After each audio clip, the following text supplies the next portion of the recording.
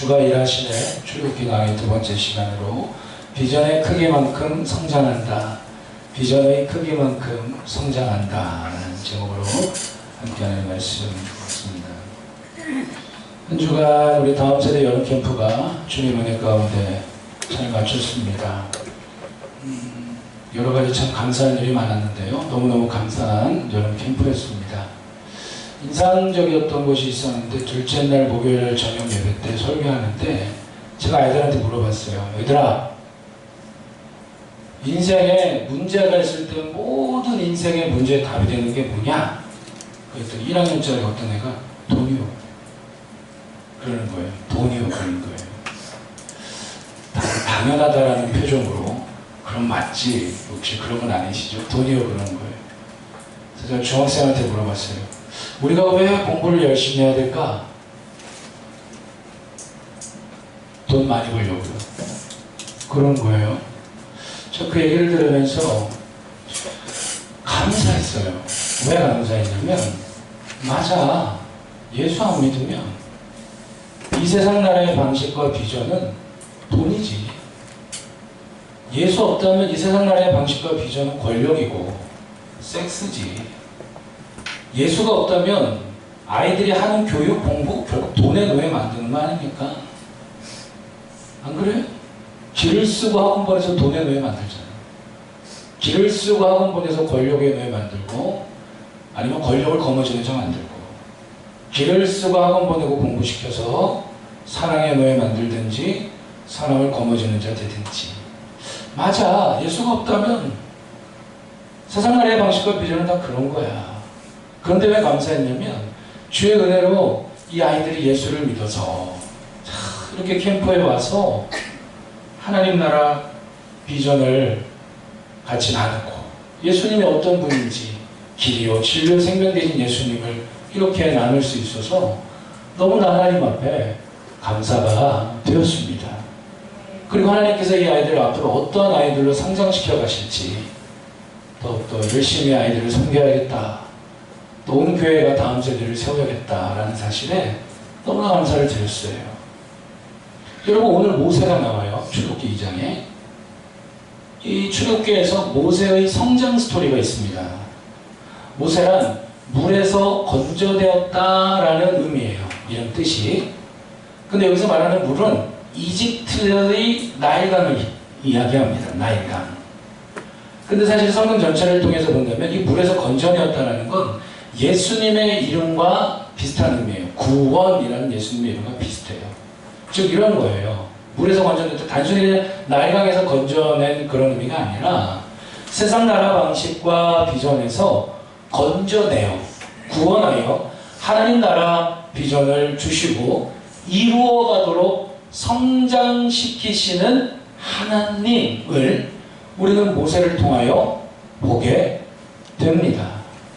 다시 한번 우리 이 부분 한번 읽어보실까요? 시작. 세상 나라 방식과 비전에서 건져내어 하나님 나라 비전을 주시고 이루어가도록 성장시키시는 하나님. 그래서 여러분 잊지 마십시오. 비전의 크기만큼 성장합니다. 비전의 크기만큼 성장해요. 오늘 동일하게 하나님께서는 예수 그리스도께서 나의 죄를 위해 십자가에 죽으시고 부활하신 것을 믿은 모든 하나님의 자녀들에게 동일하게 모세처럼 역사하십니다. 즉 저와 여러분들 또한 이 세상 나라의 방식과 비전에서 여러분 솔직히 예수 없으면 돈을 하나님으로 섬기고 권력을 하나님으로 섬기며 섹스를 하나님으로 섬깁니다. 말은 안 그렇지만 다 그렇게 살아요. 우리도 오늘 모세처럼 그런 세상 나라 방식과 비전에서 예수 그리스도를 통해 건짐받았어요. 구원받았어요. 그리고 하나님께서 우리에게도 동일하게 모세처럼 그 하나님 나라 비전, 가장 큰 비전을 주시고 그 하나님 나라 비전을 이루어가도록 오늘 저와 여러분들을 성장시키시는 그 언약의 하나님을 우리가 찬양하기를 원합니다. 할렐루야. 할렐루야. 우리가 하나님을 찬양하십시오. 그 하나님을 기대하십시오. 그래서 하나님께서 그 비전을 우리에게 주셨어요. 그래서 그 하나님 나라 비전을 이루어가도록 저와 여러분들을 성장시켜 가십니다. 그래서 하나님께서 모세를 성장시키시고 이집트의 노예로 살아가고 있는 당시 하나님 나라 백성인 200만에서 300만 되는 이스라엘 백성들을 구원하시는 거예요. 그래서 그들을 약속의 땅인 젖과 꿀이 흐르는 가나안 땅으로 인도하십니다.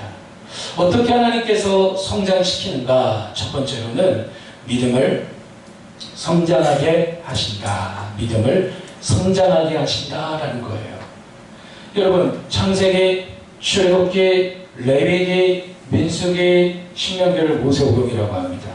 모세가 기록했기 때문에 모세가 나이가 많이 들어서 어느 시점인가 출애굽기를 기록하고 있을 거예요.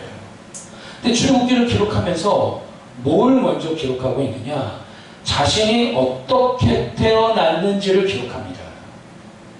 오늘 출애굽기 2장 1절부터 말씀을 보면 모세는 태어날 때부터 레위 족속의 자녀로 태어나요. 그런데 당시에 우리가 지난주에 말씀을 본 것처럼 당시에 히브리인 이스라엘 백성들이 애를 많이 낳아서 숫자가 번성하니까 이집트의 파라오가 산란 제한 정책을 합니다. 그럼에도 불구하고 시브라와 부하 3파가 하나님 나라 비전에 참여함으로 바로의 명령보다 하나님의 명령을 따르죠. 이러한 일들을 통해서 하나님께서 시브라와 부하의 인생을 성공 인생 스토리를 써가게 하시고 계속해서 이스라엘 백성들의 아이들의 숫자가 백성들의 숫자가 번성하고 많아집니다. 그랬더니 파라오가 어떤 정책을 펼치죠?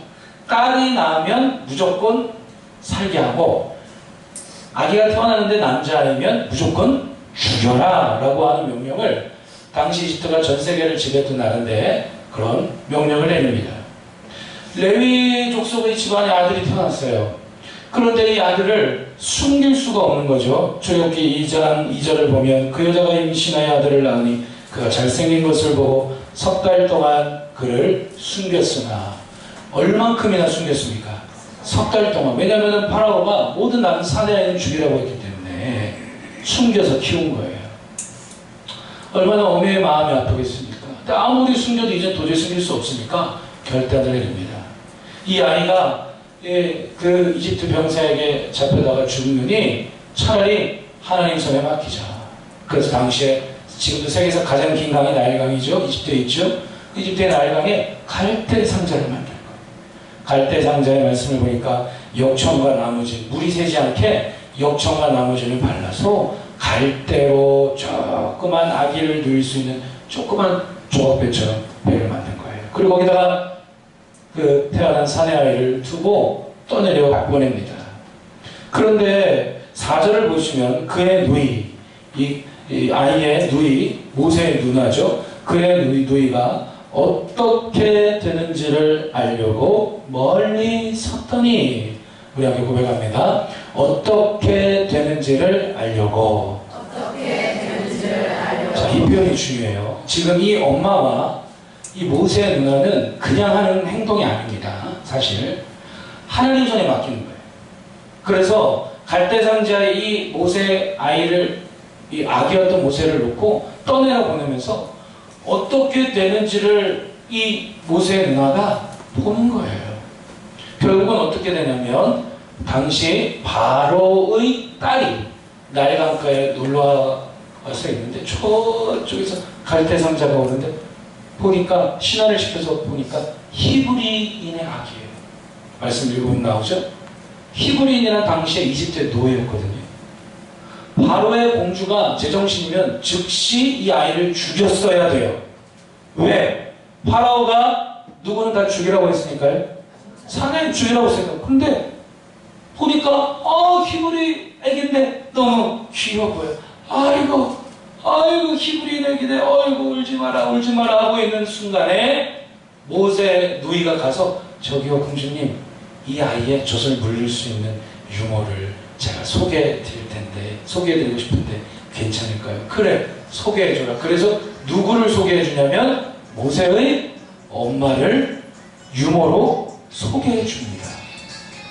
그래서 모세는 이 파라오의 딸, 파라오의 공주의 아들로 입양이 되어서 함께 고백합니다. 40년 더 크게 고백합시다. 40년 동안을, 잘 들으세요. 40년 동안을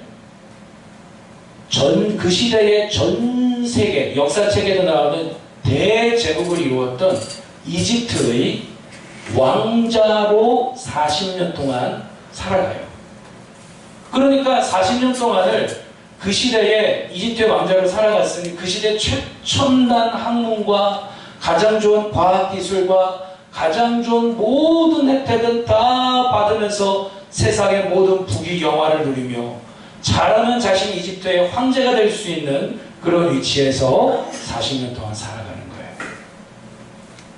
그런데 지금 모세는 이러한 자신의 어린 시절을 어떻게 기록을 하고 있느냐? 믿음의 눈으로 바라봅니다. 즉 하나님께서는 모세에게 하나님 나라 비전을 주시고 그를 성장시키면서 모세의 믿음을 성장하게 하셨어요. 여러분, 믿음의 성장은 무엇으로 나타나냐면 해석의 성장으로 나타나요. 나의 삶 속에 일어난 지난날 과거의 일들을 돌아볼 때에 그것이 단순히 우연으로 볼 것인가? 아니면 하나님의 섭리와 인도하심으로 볼 것인가? 라는 거예요. 우연히 모세가 생각합니다. 내가 우연히 어쩌다가 레위인의 아들로 태어나서 우연히 갈대상자에 넣여서 우연히 나일강가에 떠내려가다가 우연히 바로의 공주의 딸을 만나서 우연히 지금까지 이렇게 왔다. 그건 믿음이 아니에요.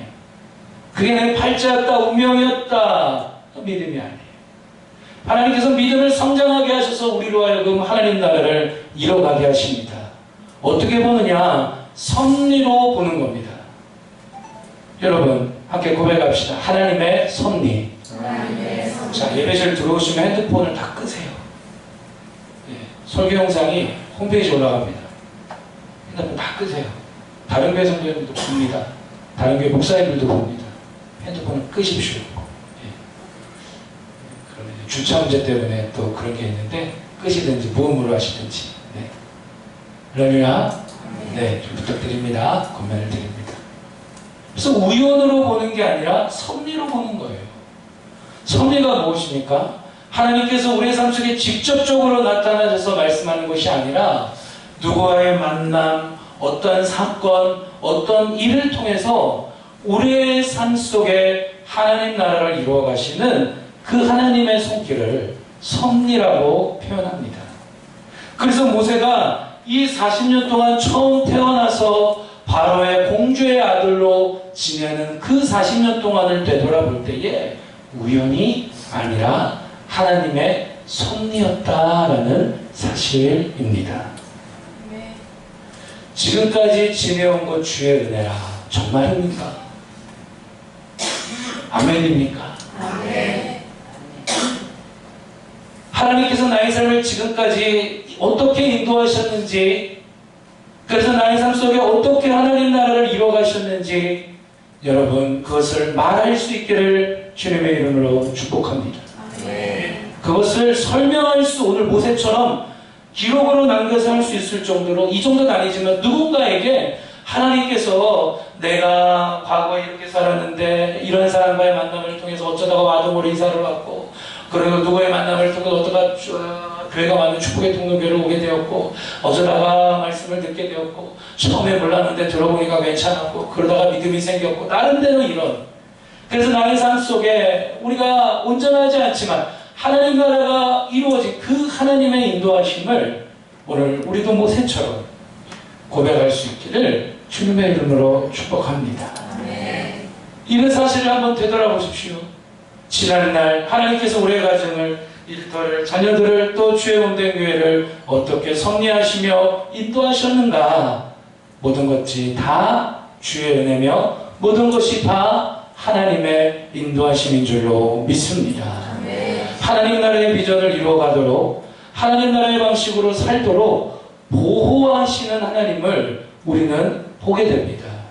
시편 94편 14절 말씀 함께 읽어보겠습니다. 시작. 여호와께서는 자기 백성을 버리지 아니하시며 자기 소유를 외면하지 아니하시리로다. 아멘. 저 여러분들은 이제 하나님의 것입니다. 자녀를 내 거라고 생각하면 자녀에게 하나님 나라가 안 이루어집니다. 자녀가 하나님 것이라고 인정을 하면 하나님께서 아들, 딸을 책임져 주십니다. 남편이 내 것이라고 생각하면 전도 안 됩니다. 남편 하나님 것이라고, 아내가 하나님 것이라고, 부모님이 하나님 것이라고 인정하는 순간 하나님께서 그 가정을 섭리하시며 인도하시며 모세처럼 바로의 공주를 만나고 갈대의 상자, 나일강, 어떻게 보면 띄엄띄엄 있는 것 같은데 하나님께서 하나님 나라를 이루어가도록 비전을 주시고 보호하시고 외면하지 않는 것을 우리는 발견하게 됩니다. 성합장과 일터가 주님의 것임을 인정하십시오. 하나님께서 이루어 가실 줄로 믿습니다. 왜냐하면 여호와께서는 자기 백성을 버리는 분이 아니에요. 하나님께서는 우리 이제 하나님의 소유가 되었으니 하나님께서는 우리의 모든 인생의 삶을 절대로 외면하는 분이 아니다라는 것입니다. 그래서 시편 94편 14절에서 이런 고백을 한 시편 기자는 17절부터 19절까지 지난날 나의 삶을, 지난날 나의 인생을 여호와 하나님께서 어떻게 인도하셨는지, 나의 믿음을 어떻게 성장하게 했는지 믿음으로 해석하는 거예요. 우연이 아니라, 운명과 팔자가 아니라 하나님의 손길로 나의 삶을 섭리하시고 인도하심을 고백합니다. 17절, 19절 한번 같이 한번 읽어봅니다. 시작. 여호와께서 내게 도움이 되지 아니하셨다면 내 영혼이 벌써 침묵 속에 잠겼으리로다. 여호와여, 나의 발이 미끄러진다고 말할 때에 주의 인자하심이 나를 붙드셨사오며 내 속에 근심이 많을 때에 주의 위안이 내 영혼을 즐겁게 하시리라. 아멘. 여호와 하나님께서 우리에게 도움이 되지 않으셨다면 내 영혼은 깊은 어둠과 절망과 낙심 속에 빠졌을 겁니다. 여호와 하나님이여, 나의 발이 미끄러진다고 말할 때에 하나님의 크신 사랑이 나를 붙잡아 주셨습니다. 그리고 지난날 나의 삶을 믿음으로 해석하며 바라볼 때에 우연이 아니라 내 속에 염려와 걱정과 근심이 너무 많아서 잠을 이루지 못할 때에 주님의 위로와 평강이 내 영혼을 즐겁게 하였기 때문에 오늘 나의 삶 속에 이렇게 하나님 나라가 이루어졌고 복되고 행복하고 주를 따르게 되었습니다. 그런 고백이에요. 여러분, 믿음을 하나님은 성장하게 하십니다. 그래서 모세는 그 믿음으로 자신의 지난 날을 우연이 아니라 하나님께서 섭리 가운데 인도하셨음을 기록하고 있습니다. 여러분, 오늘 우리도 마찬가지입니다. 어쩌다가 축복의 통로교회를 나오게 되셨습니까? 어쩌다가 나오게 됐다라는 마음이 계속 갖게 되면 이 교회 멤버십을 이룰 수 없어요. 하나님께서 반드시 나를 이 교회의 성도로, 일꾼으로 부르셨다라고 하는 그 믿음으로 해석하는 눈이 있기를 축복합니다. 그럴 때 멤버십을 이루고 일꾼이 되고 하나님 나라를 이뤄가게 될 줄로 믿습니다. 지금까지 지내온 것 주의 크신 은혜라 한이 없는 주의 사랑 어찌 이루 말하랴 자나깨나 주의 소원이 항상 살펴주시고 모든 일을 주 안에서 형통하게 하시네. 할렐루야. 여러분의 과거가 어떠했습니까? 어떻게 하나님께서 인도하셨습니까? 그것을 어떻게 바라보고 계십니까? 어떻게 해석하고 계십니까? 하나님께서는 그 믿음을 성장하게 하셔서 오늘도 주의 나라를 이루며 그 하나님 나라를 증거하게 하시는 언약의 하나님이십니다. 두 번째로 비전의 크기만큼 성장하는데 무엇을 성장시킬까? 열정을 성장하게 하신다. 하나님께서는 열정을 성장하게 하십니다. 모세는 오늘 자신의 성장 스토리 두 번째 내용으로 11절부터 무엇을 기록하고 있냐면 자신의 민족, 당시 이집트의 노예로 살았던 히브리인을 구원하고자 하는 자신의 열정, 즉 모세의 열정을 기록합니다. 어느 날 11절부터 보니까 모세가 이제 이집트의 왕자로서 이렇게 보는데 심한 노역, 지금도 날씨가 더운데 그 시대 사막 지역은 얼마나 더웠겠습니까? 건축 장비도 없이 큰 국고성을 건축하게 하고 스핑크스, 피라미드 이런 대형 건축물을 노예들을 통해서 건축하게 했어요. 얼마나 힘들을까요? 어느 날 모세가 이집트 왕자로서 이렇게 보는데 이 관리하는 이집트의 병사가 이 히브리인을 참하게 때리고 아마도 채찍질을 하고 쓰러진 사람을 아주 그냥 죽일 정도로 때린 거예요. 모세는 모세의 이모가 모세의 친어머니였기 때문에 사실은 친어머니에게 모세의 사명을 들었을 거예요. 너는 그냥 왕자가 아니다. 하나님의 섭리 속에서 그 하나님 나라를 앞으로 젖과 꿀이 흐르는 가나안 땅에 이루기 위하여 하나님께서 인도하셨으니 너는 틀림없이 민족을 네 이름이 물에서 건져낸 아이처럼. 여러분, 그리고 이 모세 이름을 누가 준 줄 아세요? 1번 모세 어머니, 2번 모세 아버지, 3번 정치부당, 4번 장명소 사장님, 5번 바로의 공주. 몇 번이에요? 5번.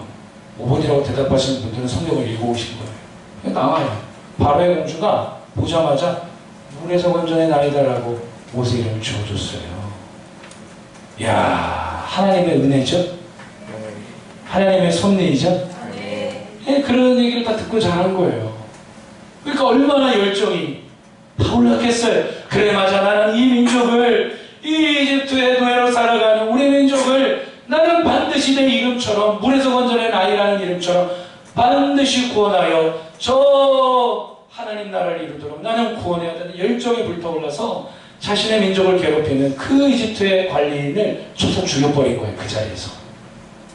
그리고 나서 며칠 후에 또 보니까 이번에는 자신의 민족 히브리인끼리 이스라엘 사람끼리 일하다가 자기들끼리 뭘 해요?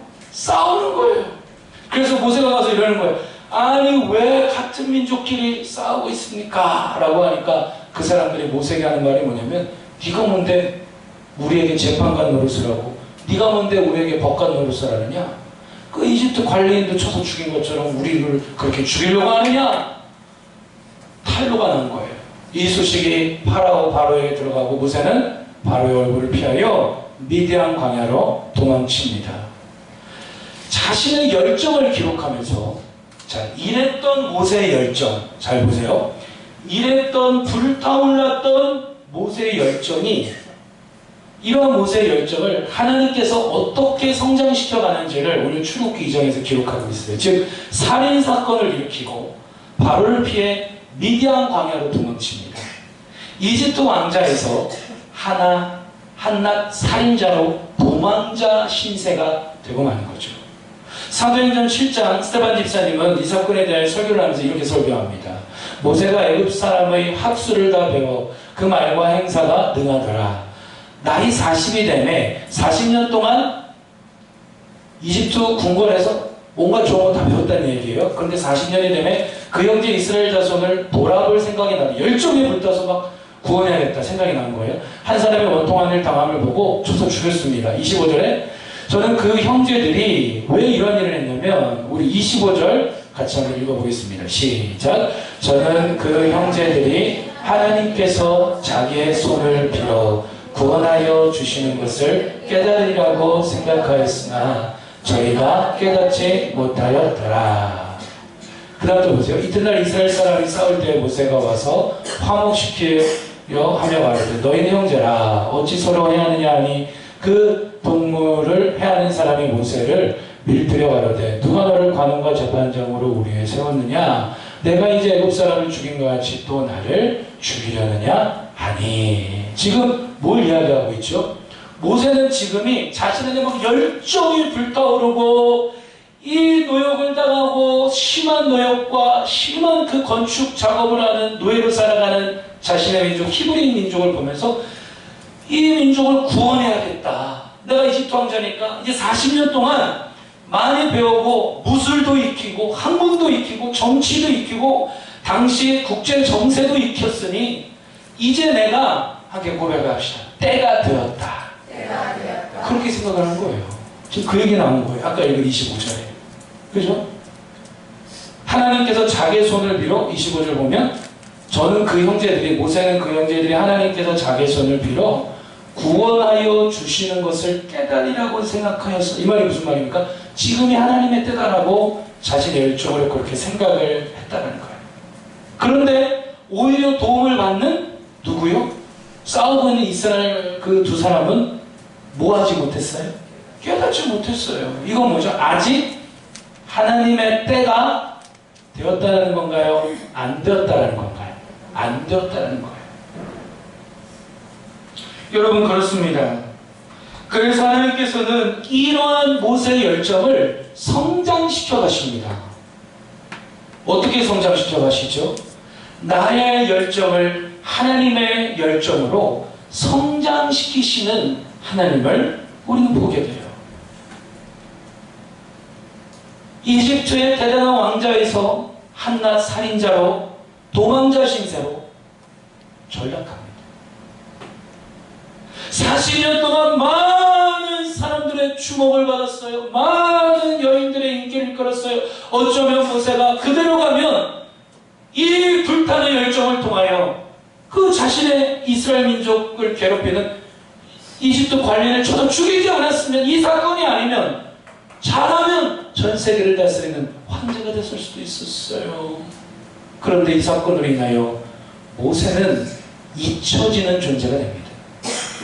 40년 동안 궁궐에서 살다가 이제 또 다른 40년을 보내게 되는데 또 다른 40년은 모세는 도망자 신세로 살인자 신세로 미디안 광야에서 40년을 보내게 됩니다. 함께 고백합시다. 연단의 40년. 연단의 40년. 자, 우리 한번 다시 한번 고백합시다. 연단의 40년. 연단의 40년. 40년 동안 도망자 살인자 신세로 미디안 광야에서 연단과 훈련의 40년을 보내요. 뜨거웠던 열정, 불의를 보면 참지 못했던 열정, 많은 사람들에게 주목받았던 모세를 하나님께서는 완전히 잊혀지게 해버려요.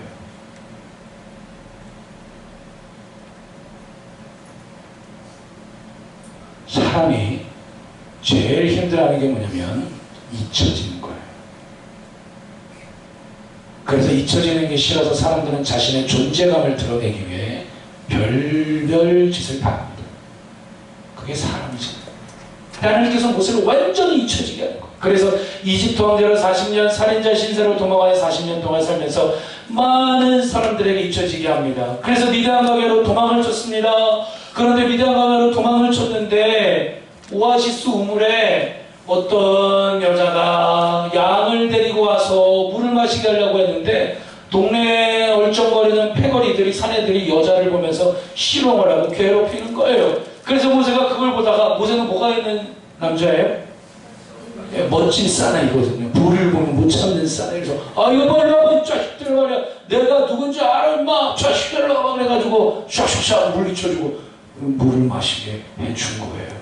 그러고 났더니 그 여자가 집으로 돌아가는데 하나님의 섭리, 하나님의 인도에 집으로 돌아가는데 글쎄 그 여자가 누구의 딸이었느냐? 미디안 지역의 종교 지도자였던 미디안 제사장의 딸이었어요. 아이고 딸아 오늘 왜 이렇게 오아시스를 빨리 만났느냐? 오늘 이렇게 일찍 물을 먹이고 돌아왔느냐? 아버님 어떤 어떤 남자가 이렇게 해서 물을 먹도록 도와줬어요 라고 이야기하는 그 장면을 보면 이렇게 이야기해요. 출애굽기 2장 18절 보세요. 18절에 16절 보시면 미디안 제사장에게 7달이 있었더니 그들이 와서 물을 길어 구유에 채우고 그들의 아버지 양떼에게 먹이려 하는데 목자들이 와서 그들을 쫓는지라 모세가 일어나 그들을 도와 그 양떼에게 먹이니라. 자, 2장 18절 19절 함께 읽겠습니다. 그들이 그들의 아버지 루엘에게 이를 때에 아버지가 이르되 너희가 오늘은 어찌하여 이같이 속히 돌아오느냐. 그들이 이르되 한 애굽 사람이 우리를 목자들의 손에서 건져내고 우리를 위하여 물을 길어 양떼에게 먹였나이다. 아멘. 19절에 뭐라고 나왔죠? 그들이 이르되 한 애굽 사람. 자세히 보세요. 그들이 이르되 한 애굽 사람. 이거 뭐냐면 모세는 이미 미디안 지역에 있는 사람들이 모세를 볼 때에 이집트의 왕자라고 볼만한 모습이 전혀 안 보였다는 거예요. 그러니까 완전히 이제 모세는 그 40년 동안 바로의 궁궐에서 주는 그 왕자로서의 어떤 기품, 왕자로서의 어떤 무슨 뭐 분위기, 어떤 그런 게 싹 사라지고 완전히 사람들에게 잊혀진 존재가 되었음을 이 고백을 통해 보게 돼요. 그렇습니다, 여러분. 우리가 신앙생활을 처음 할 때 열정이 없으면 안 됩니다. 아주 그냥 열정이 불타올라야 합니다. 열정이 불타올라야 돼요. 나 하고 싶어 미쳐야 돼요. 집사가 하고 싶고, 권사가 하고 싶고, 장로가 하고 싶고, 팀장이 하고 싶고, 뭘 맡아서 섬기고 싶고, 목사님이 나한테 왜 안 맡겨주지? 아주 그냥 열정이 미쳐야 돼요. 주님께 쓰임받고자 하는 열정이 아주 충만하고 미칠 정도로 그 열정이 타올라야 돼요. 근데 사실 그렇게 돼요. 예수님을 만나고 은혜 받고 말씀이 깨달아지면 누구든지 간에 모세처럼 처음에 열정이 타올라요. 그런데 하나님께서는 하나님 나라 비전을 이루어가시기 위해 우리의 열정을 성장하게 하십니다. 어떻게 성장하게 하시느냐? 잊혀지게 만들 거예요.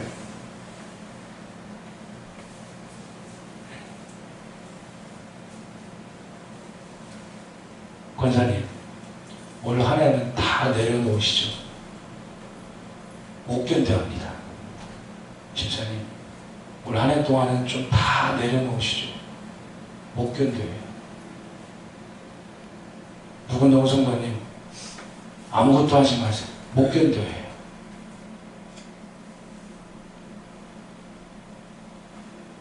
여러분, 하나님께서 우리의 열정을 성장하도록 하기 위해 이렇게 한번 생각해 보세요. 만약에 목사님이 상반기 8월 마지막 주 쉬고 9월 첫 주에 날 부르시더니 집사님, 누구누구 권사님, 뭐 누구누구 성도님 맡고 있는 그 팀장 하반기에 내려놓으세요 라고 하면 마음 어떠실 것 같으세요? 대중들이 그래요. 아유, 좋죠. 아유, 그럼 또 지금 거짓말 하지 마세요. 좋긴 뭐가 좋아요. 얼마나 섭섭해한지 몰라요. 어떻게 그럴 수가 있어, 나한테. 내가 지금까지 한 게 얼만데. 나를 안 세워주고 말이야. 나보다 교육 조금 나온 차집사를 세우고 말이야. 저에겐 차집사님이 없어요? 그러니까 그렇게 차집사님 얘기하는 거예요. 네. 나보다 교육 조금 나온 황 권사님을 세우고 말이야. 저에게는 황 권사님도 없어요. 네. 지금 모세에게 하나님께서 그렇게 하는 거예요. 야, 너 지금 때가 안 됐어. 다 내려놔라. 그래가지고 지금 이 여자를 만나가지고 결국은 결혼까지 하고요. 아들도 낳아요. 근데 아들의 이름을 뭐라고 하냐면 게르솜이라고 해요. 이게 뭐냐면 내가 나그네가 되었다, 객이 되었다, 얼마나 자신의 신세가 처량했든지 그렇게 아들의 이름을 게르솜, 말씀 읽어보면 나옵니다.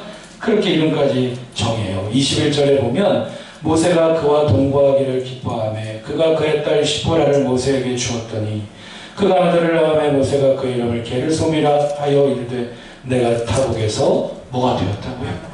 나가 내가 얼마나 완전히 난 잊혀졌다. 40년 동안 난 이제 뭐 열정도 없고 날 불러주는 사람도 없고 나에게 뭐 일을 맡겨주는 사람도 없고 아무것도 없다. 처량한 모세 마음이 느껴지지 않으십니까? 여러분, 그러나 잊지 마십시오. 이게 바로 하나님 앞에 진짜 일꾼이 되고 하나님 앞에 진짜 짚은 자가 되고 하나님 앞에 우리 가정과 일터와 교회와 모든 삶에 그 하나님 나라가 이루어지게 하여 그 하나님 나라의 복락을 누리고 전하게 하시는 하나님의 놀라운 섭리요 우리의 열정을 성장시키시는 하나님의 은혜임을 믿으시기를 주님의 이름으로 축복합니다. 잊혀지게 하시는 은혜.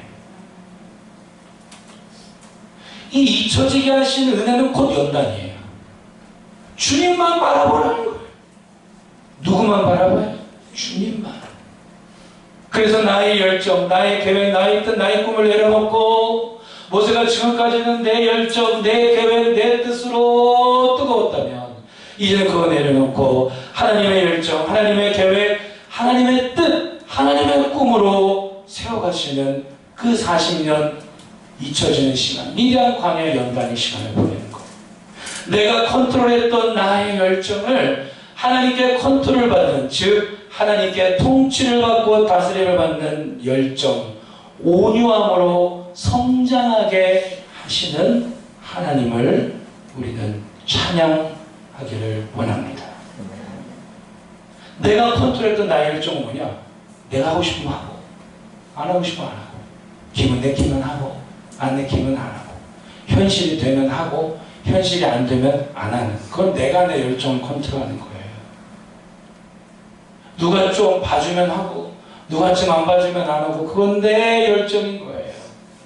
그런데 하나님께서는 모세의 열정을 성장시키면서 하나님께 통치를 받고 지배를 받는 열정, 뭐죠? 그걸 바로 온유함이라고 하는 거예요. 그래서 이제는 내가 하고 싶으면 하고 안 하고 싶으면 안 하고가 아니라 주님이 하라 하시면 하는 열정, 주님이 멈춰 하면 멈추는 열정, 주님이 달려가라 라고 하면 성적인 차분해도 주님이 달려가 그럼 달려가는 열정, 성적이 급해도 주님이 좀 차분하게 해라 하면 그 열정, 그 온유함으로 모세의 열정이 성장하게 됩니다. 온유함이란 이런 겁니다. 야생짐승이 주인에게 잘 길들여진 상태예요. 야생짐승과 같은 우리의 열정이 얼마나 많아요? 예? 야생짐승과 같은 열정. 내가 봤을 때 이렇게 하면 될 것 같은데 한번 해보세요. 되나? 돼도 시험 들고 안 돼도 시험 들더라고요. 할렐루야. 이게 어떤 의미인지 아세요? 되면 잘 됐으니까 내가 했다고 시험 들고 교만해서 안 되면 안 됐다고 시험 들어요. 모세에게 야생짐승과 같은 대단한 열정이 있었어요. 그런데 이제는 삶의 주인과 왕이신 하나님 앞에 미디안 강야에서 잊혀지면서 40년 동안 잘 길들여진 상태가 됩니다. 오늘 우리도 마찬가지예요. 뭔가 내가 그전의 신앙생활은 뭔가 이렇게 좀 잘 나가는 것 같고 뭔가 그전의 신앙생활은 뭔가 뜨겁고 뭔가 좀 이렇게 좀 뭔가 뭔지 모르겠지만 아무튼 이렇게 좀 잘 되는 것 같은데 언제부턴가 좀 이게 좀 힘든 것 같다.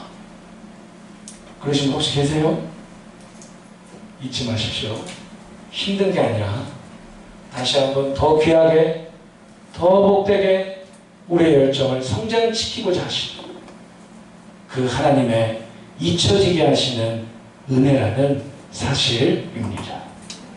연단하시는 하나님의 은혜임을 여러분 잊지 않기를 축복합니다. 그래서 그때 주님만을 더 깊이 바라보는 법을 배워야 돼요.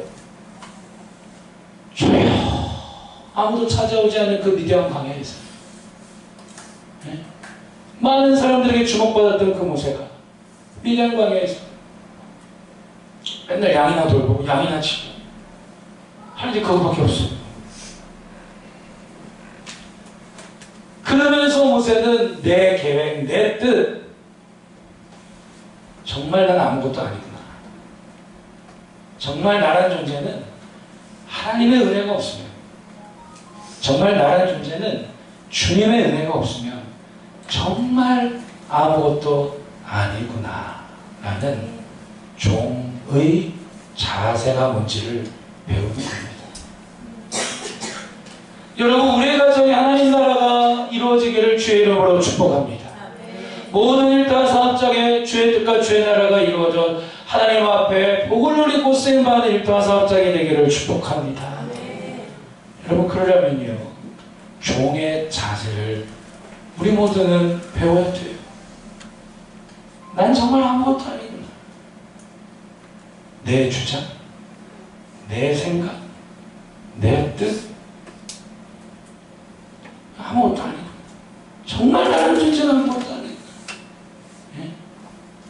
그거 꺾일 때까지 40년 동안 미디안 광야에서 하나님께서 모세 안에 있는 열정을 성장시킨 거예요.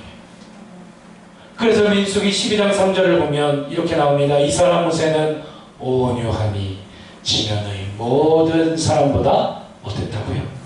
더했다는 겁니다. 우리 말씀 한번 읽어보실까요? 시작. 이 사람 모세는 온유함이 지면의 모든 사람보다 더하구나. 온유한 열정을 품은 사람이 된 거예요. 그래서 앞으로 200만, 300만 된 이스라엘 백성들을 데리고 구원하여 적과 꿀을 가나안 땅으로 가기 위해서는 내 열정 가지고 안 되는 거예요. 하나님 부어주시는 하나님의 뜻에 복종하며 순종하는 그 온유한 열정이 아니고서는 안 되는 거예요. 여러분 잊지 마십시오. 이 하나님께서는 동일하게 모세뿐만이 아니라 주 예수 그리스도의 그 사랑과 은혜 안에서 저 여러분들에게도 동일하게 역사하십니다. 아멘. 여러분 사실 그래요. 하나님 나라가 이루어지는 가정이 되려면 결국은 내 뜻 가지고는 안 돼요. 하나님 나라가 이루어지는 교회가 되기 위해서는 내 계획 가지고는 안 돼요. 하나님 나라가 이루어지는 복된 사업과 일터가 되기 위해서는 내 열정 가지고는 안 되는 거예요.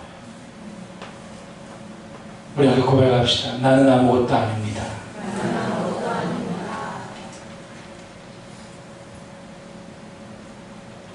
모세는 40년 동안 바로의 공주의 아들로 대단한 화려한 삶을 살았다면 이제 새로운 40년은 미디안 광야에서 도망자 살인자 신세가 되어 연단의 시간을 보냅니다. 여러분 질문합니다. 여러분에게 나의 삶 속에 연단받은 시간이 있나? 한번 생각해보세요. 연단받은 시간이 나에게 있었나? 한번 생각해보세요. 연단의 깊이와 연단의 시간만큼 남은 인생을 쓰임받고 하나님 나라를 이루는 그러한 일꾼으로 복을 누리며 살아가게 되는 것입니다. 잊지 마십시오.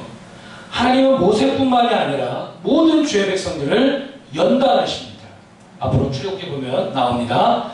모세뿐만 아니라 모든 이스라엘 백성들을 연단하십니다. 그런데 그 연단할 때에 과연 누가 이런 하나님의 깊으신 뜻과 사랑의 뜻을 헤아려 알고 그 하나님의 연단을 아멘하며 받아들이고 배워가느냐?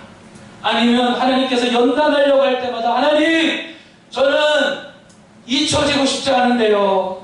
저는 많은 사람들 속에서 있고 싶은데요. 그러느냐? 연단의 과정이 나는 어떻게 보내고 있느냐라는 거예요. 여러분, 우리 모두 하나님의 연단을 아멘함으로 받아들입시다. 그 연단은 우리를 넘어뜨리기 위한 연단이 아니라 우리의 열정을 더욱더 온유한 열정으로 세우고자 하시는 하나님의 사랑의 손길인 줄로 믿습니다. 여러분에게 연단의 때가 있으십니까? 한번 생각해 보세요. 마지막 결론입니다. 모세는 자신의 성장 스토리를 출애굽기 2장에서 기록하면서 결론을 어떻게 기록하느냐? 난 완전히 잊혀졌었다라는 걸 이야기했어요. 첫 번째에서는 40년 동안 갈대상자 공주의 아들로 지낸 것을 이야기했고, 두 번째 성장 스토리는 도망자 살인자 신세로 완전히 잊혀진 존재로 지냈다라는 걸 이야기해요. 그러면서 출애굽기 2장의 결론을 어떻게 내리고 있습니까? 이것은 출애굽기 전체 핵심이기도 합니다. 뭐냐? 주가 일하신다라는 거예요. 어떤 상황과 인간의 죄악에도 불구하고 하나님 나라 비전을 이 땅에 이루시며 영광 받으시는 그 언약의 하나님을 모세는 2장의 결론으로 기록을 합니다. 출애굽기 2장 23절 한번 보실까요? 네, 출애굽기 2장 23절, 24절, 25절. 우리 성경을 열어서 마지막으로 다 함께 23절에서 25절까지 읽겠습니다. 시작. 여러 해 후에 애굽 왕은 죽었고 이스라엘 자손은 고된 노동으로 말미암아 단식하며 부르짖으니 그 고된 노동으로 말미암아 부르짖는 소리가 하나님께 상달된지라. 하나님이 그들의 고통 소리를 들으시고 하나님이 아브라함과 이삭과 야곱에게 세운 그의 언약을 기억하사 하나님이 이스라엘 자손을 돌보셨고 하나님이 그들을 기억하셨더라. 아멘. 모세가 지금 마지막 2장의 결론으로 기록하면서 자신의 성장 스토리를 말하면서 어떤 결론을 내리고 있습니까? 주가 일하시는 쪽에 많이 들으세요. 어떻게 결론을 내리고 있습니까? 우린 신앙생활하다 보면 교만할 때가 있어요. 그게 뭐냐면 내가 안 하면 할 사람 없다.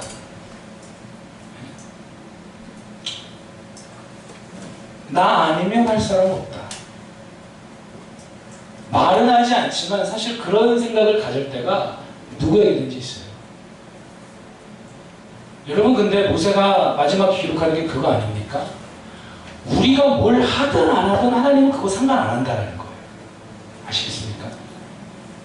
지금 어떤 목사님이 어떤 교회에 무슨 일이 있더라 없더라 교회가 그렇다더라 저렇다더라, 하나님께서는요 그런 것에 전혀 지장받지 않는 위대하시고 전지전능하신 여호와 하나님이십니다. 즉 내가 무엇을 하든 하지 않든 하나님께서는 어떤 상황과 인간의 죄악에도 불구하고 하나님 나라 비전을 이 시대, 출애굽기가 기록된 이 시대에도 하나님이 이스라엘 백성들의 고통을 들으셨고 언약을 기억하사 이 시대에도 이루어 가셨고, 지금 2018년도 지금도 이루어 가시고 앞으로도 예수 그리스도의 재림의 때까지 어떤 상황과 인간의 죄악에도 불구하고 하나님 나라 비전을 이 땅에 이루시며 영광 받으시는 언약의 하나님, 그 하나님은 일하시는 하나님, 주가 일하신다라는 것을 모세는 지금 기록하고 있습니다. 여러분, 우리가 잊지 않기만 합니다. 내가 뭘 하든 하지 않든 주님 눈 하나 깜짝 안 해요. 우리는 그 착각에서 잊혀지는 연단을 통하여 철저하게 배워야 돼. 그래서 모세는 이제 출애굽기 3장 다음 주에 보겠지만 한번 읽어보세요. 하나님께서 모세에게 나타나서 말씀하십니다. 이제 가라. 이제 내 때가 됐다. 돌아가라. 이집트로 돌아가라. 그랬더니 모세가 뭐라 하는지 압니까? 못 갑니다, 하나님. 난 아무것도 아닙니다, 하나님. 난 아무것도 아닙니다, 하나님. 내가 뭘 할 수 있겠습니까? 그런 사람인데, 여러분, 우리가 할 것은 무엇입니까? 우리가 하든 하지 않든 하나님은 그의 나라를 이루어가세요. 그의 뜻을 이루어가세요. 그러니 우리는 이 마음을 가져야 되지 않을까요? 주님께서 맡겨주시면 그 하나님 나라가 확장되는 그 놀라운 하나님의 뜻과 섭리에 참여하는 것만으로도 복이요, 참여하는 것만으로도 축복이요, 나에게 맡겨주시는 것만으로도 기쁨이다 라고 하는, 여러분, 이러한 믿음의 성장, 열정의 성장을 통하여 어떤 상황 속에서도 주님이 일하신만을 바라보는 저와 여러분들 되기를 주님의 이름으로 축원합니다.